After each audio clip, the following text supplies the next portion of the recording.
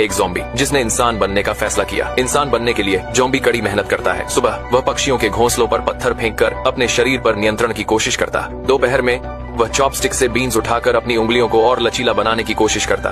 वह अपने मुंह में पेड़ की टहनी डालकर बोलने का अभ्यास करता ताकि फिर से सही से बोल पाए।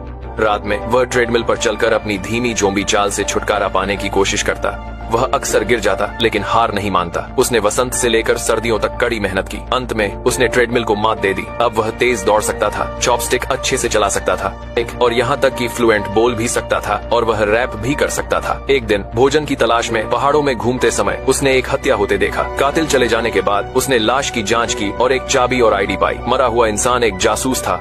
ज़ॉम्बी ने उसकी आईडी को अपना लिया और इंसानों के बीच रहने का फैसला किया।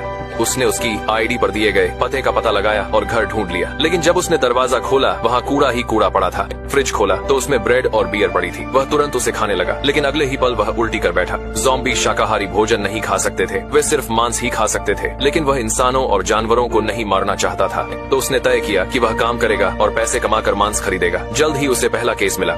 एक ग्राहक ने उसे एक गायब कुत्ते को खोजने के लिए कहा। ज़ॉम्बी बहुत उत्साहित हुआ। उसने तुरंत जवाब दिया, इंसानों का शुल्क 10,000 है, जानवरों का 5,000। आश्चर्य की बात यह थी कि ग्राहक तुरंत मान गया। ज़ॉम्बी की दृष्टि से 5,000 मांस खरीदने के लिए काफी था, लेकिन वह ज़ॉम्बी दिख रहा था और बाहर नहीं जा सकता था। तभी टीवी पर फॉरन लवली का विज्ञापन आया। उसने तुरंत ऑर्डर दे दिया। फिर उसने अपने चेहरे, गर्दन और हाथ पर फॉरन लवली लगाया। क्रीम लगाने के बाद